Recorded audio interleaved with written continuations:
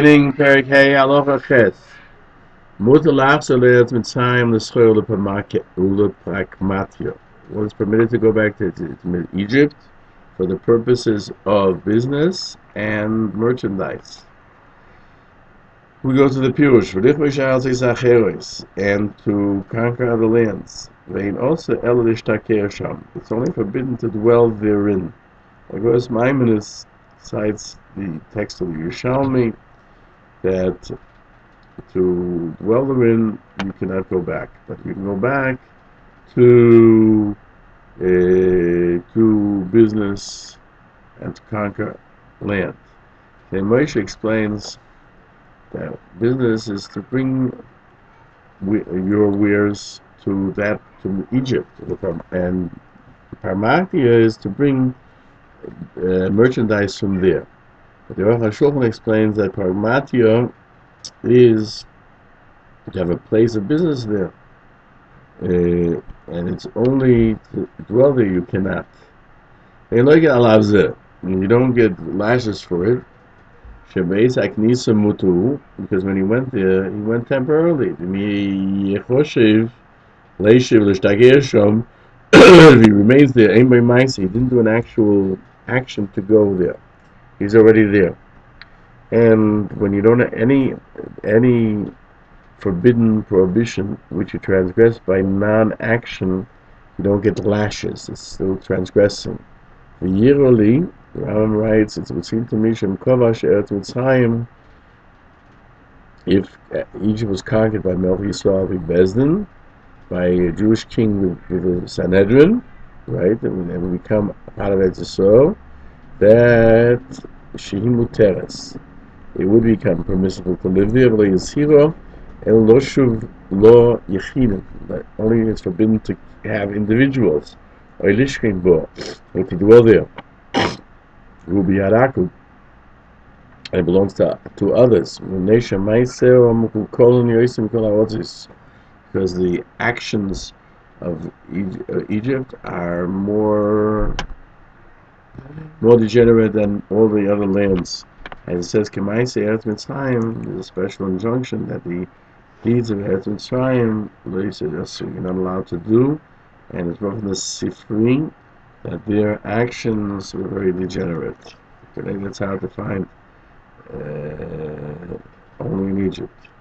Rambam points out that in the beginning of the 23 mitzvahs regarding Hilchos Melochim, the forbiddenness to dwell in Egypt, in the Sefer HaMitzvahs, negative commandment 46, he says 46 mitzvahs that he told us to dwell, that we should not dwell in Egypt forever, so we should not learn from their denial, and we should not go in their ways, which are despicable regarding the Torah. And it says in Devarim 17:16, should not go back this way ever again. And he mentions, as in Halacha 7, that there are 3 places where the Torah forbade it. And he brings in the Yerushalmi the same as well. And we also find they went back 3 times. 3 times they were punished. The first one we mentioned, the second with Alexandria. The second one is you should not go back. And the 6th one, you saw Mitzrayim, you should not see them ever again. And even though it seems that Moshe Rabbeinu, that what you saw them, you will never see them again, it doesn't mean you're not allowed to see them. Our teachers have taught us that no, there's no forbiddenness, and it's found in the Sukkah 51b. Alexandria was included in that, and therefore that's why it was destroyed. The Yerushalmi says you cannot go back to dwell, but you can go back to do business or get merchandise or to conquer it. Now goes Maimonides questions how the Rambam and other Jewish communities lived in Egypt, because the Rambam lived there. And you can't say that the Rambam found himself a permissibility because Sancherev mixed up the whole world, as we find in Tosefta Kedushin, that you can convert a Egyptian convert. How can you do that? So Rabbi Kiva says they're not Egyptians anymore. They're mixed in with the rest of the world. So that would seem that Jews that live in Alexandria because they were transgressed, do not go in this way. Alexandria was much after Sancherib, and we see that even after the Egyptians no longer lived in the land of Egypt, the land is forbidden. The questions furthermore from the Tosefta would seem the Mitzrayim. The Pasuk gave a certain period of time without meaning when the king of Ashur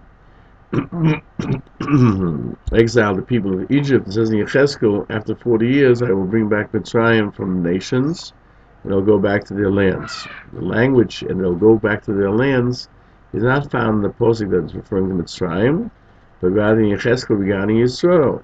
But since there was an end to the period of the exile, therefore, after 40 years, people may have gone back to their place, and therefore it's forbidden to go to Mitzrayim. Agos Maimonides answers his question that the congregations of the Jews and Rambam himself lived in Mitzrayim, according to the Araim, who says that it's only b'derech hazeh. In other words, you go from Eretz Yisrael to Mitzrayim, it's forbidden, but for other lands to go to Mitzrayim, it's permitted.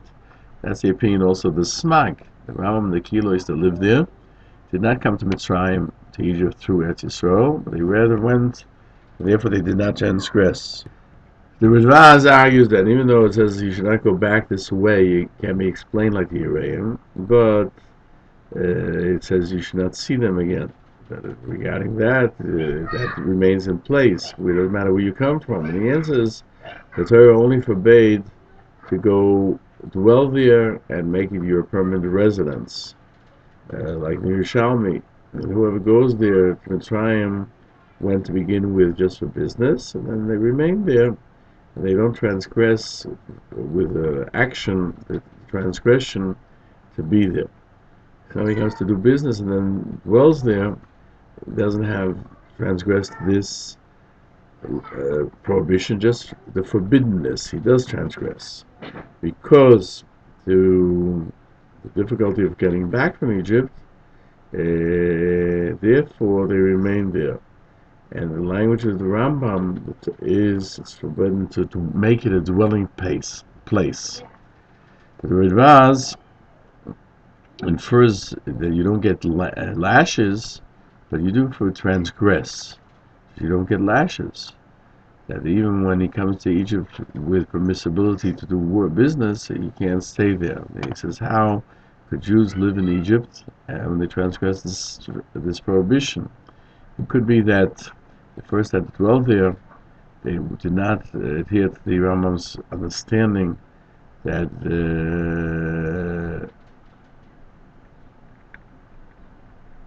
the transgression. They felt that it's only to come there to begin with, but once you're there, you can stay there. The question is, how did the Rambam himself, that who was of the opinion that even if you came to begin with permissibility, when you remain, you transgress, how did he live in Egypt? The Rambam says that Rambam was the king's healer, and he couldn't get out of Egypt. The Rambam that who dwelled in Egypt, and he was the king, the rabbi of Egypt, the great yeshiva. Among his talmidim was the Ari, Ashkenazi from the Shita of the Betzes. Says on himself, I also dwelled there a great period of time to learn Torah and to teach it, and I established there a yeshiva, and that's why it was permitted. And then I came to Yerushalayim. So it says in Shuvas, and Sefer Metzudas David. Melochim, Kosamachtes Amar Aleph. Akavta Ferach writes that today, because of our sins, we find some forbiddennesses which are known, and people don't pay attention at all. And you can't say there's a reason for their permissibility, but that's what the people, even though it's do, even though it's forbidden. And I heard from Shmuel Zal, from the grandchildren of the Rambam, And when Rambam would write his name in a letter, he would send, with the conclusion, one who transgresses every day 3 negative prohibitions. The Torah said one should not go and dwell in Mitzrayim. And I said to him a half of a consolation, because maybe the Rambam had to stay there because he was the king's healer, like the Ridvaz, and like we find in Bava Kama, that they permitted Avtulmus, the son of Reuben, to cut his hair, even when it's forbidden, because he was close to the king. And they bring as well, the Torah forbade to go in this way, meaning perhaps through the desert and the crossing of the Red Sea, like the Rambam says, that if you go through the ocean, it will be permitted. The Yishrei Lev was questioned if you can live in Egypt, and he answered that there's no place to this question because the Rambam lived there, and the Ridvaz, the Malikash, and many other great men. And you can't say that the Rambam signed himself in that way. It's certainly something that people thought up. The Chemed argues that he only said this because he did not have in front of him the Sefer Kaftar Rafael, who quotes it. The Tzedel Derech says, when it says you should not return this way ever again, from his Rebbe, Rabbeinu Bachaya, that it was just a temporary injunction that people should not learn from the Egyptians because they were known for their immorality, as it says in Vayikra, that these that were done by the Egyptians you should not do. And it's not a mitzvah for generations to go back to Egypt, because there are many communities that live there from then till today. If it would be a commandment for all generations, that Israel, where our Kodesh, would not be lenient in this regard, and the wise men of every generation would have admonished them if it was forbidden. He brings that the Smag explains that Rambam lived in Mitzrayim because Sancheiriv confused all the nations of the world, and the Egyptians were similarly mixed into that mixture. As we find that goes Maimonides in the Ritva, that since Sancheiriv confused the world and the nations, there's no forbiddenness to live in Egypt. But they questioned that from the people of Alexandria, who were punished because they lived in Egypt, and that was after the situation. That was during the times of the Second Temple or afterwards. And therefore, the Rambam says only in this fashion that we left, we can't return. But from other lands, it's permitted. And the Rambam and the others came to Egypt from North Africa and from the west, and it could be from the ocean, which he doesn't mention. Furthermore, all the three shepherds questioned on the words of Rabbeinu Bachaya, how can you say that's a mitzvah only temporarily, so not for all times?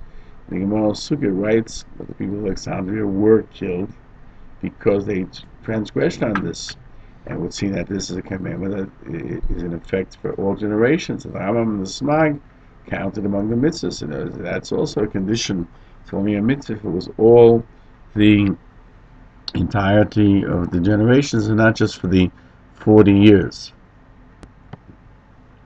Now, what the Rambam Paskins in the forbiddenness of having relationships, chapter 12, Halacha 25, like Rabbi Kiva, that the Egyptians that today live in Egypt, they are other peoples. Therefore, if somebody comes from Egypt and wants to become a convert, he can convert, and you don't have to wait to the third generation, because I'm of the opinion that the law that Sancheiriv confused the world is also applicable to the Egyptians. We don't say that they returned there after the 40 years sojourn in Babel. The Tzedel Derech argues you can't bring a proof from the people of Alexandria, because they could be that they returned and they lived in Egypt even before Sancheiriv confused the world, and Hashem didn't waited to punish them till Alexander Mogdon came and killed them. But he questions why the Rambam writes that's forbidden to dwell there. For he writes forever. Why doesn't he write that after the situation of Sancherev, it was permitted to live there? The Pri Chodosh says that after Sancherev confused the nations of the world, the Mitzrayim are not those same people, and therefore they can convert. But the questions from Alexandria, just as we said before, the Chido cites the Tzedel of Derech, and he says, you should forgive me, that you can't say that the people of Alexandria were there before Sancherev confused the world, because Rashi writes that after the first destruction, Yochanan ben Kirach and those who were with him went there. That was many years after the times of Sancherev. Sancherev was after the first destruction. This was much later. And he cites in the Yerushalmi that 3 times they went back to Egypt, the 3 times they fell. First time, the days of Sancherev. Second time, the days of Yochanan ben Kirach. The third time, in the days of Turginus. So we see that other times they went afterwards, after the situation of Sancherev. Even so, they were punished. The Chido cites that the Marach Abdulafia answers the Rambam living in Egypt, like the Araim. That's only when you come to Egypt from Eretz Yisrael. That doesn't happen because he came from the west. Or it could be he wasn't intending to live there to begin with, and then when the king found out he was a healer, he kept him there. The Chido cites that he came to a sefer called Yad Moshe that questions on the Marach Abdulafia, and he concludes that the times do not give me a chance to verify this. Yad Moshe brings to the Ritva and the Smag that since Sancherev confused the world, there's no forbiddeness any longer to live in Egypt. Yet the Ritva explains that it was on the land of Egypt itself, and after the land was destroyed, then it's not considered the same Egypt that the Torah forbade. Therefore, you could live there, dwell there. But the Smag of the opinion is because of the people who lived there. When they were left it was permitted for the other generations. And he infers this from what it says as the deeds of Egypt, and he doesn't say the land, the people of Egypt. And it seems in the Gemara and Sukkah that the people of Alexandria were punished because they saw Egypt, the land, and they bring only the pasuk, the passage which refers to the land, and not as you should not see the Egyptians themselves, and that would be referring to the Egyptians, the people, as opposed to the land. However, you can still question, since in Egypt there are people that are still live there, why should there be a difference between Egypt and other lands? And this, that land, people of Egypt were mixed with others, is not part of the forbiddenness of the land. He cites the Marach Abdulafia, who's of the opinion that the forbiddenness remains even after the actions of Sancherev, because the forbiddenness is on the land itself. And the Yad Moshe questions, how can you say it has to do with the land?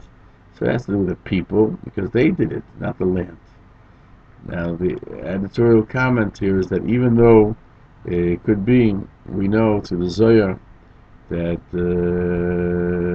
when the Jews left Egypt, they emptied it of all sanctity. Therefore, there's a forbidden to go back, because if they would not have returned, there would be no need to rectify it again. You could also darshan or lecture that the very fact that there's nothing there to correct is the reason that a person would return to the original evils of Mitzrayim, because there's no kedusha left there, there's no sanctity left there, and therefore it's most susceptible to evil doings.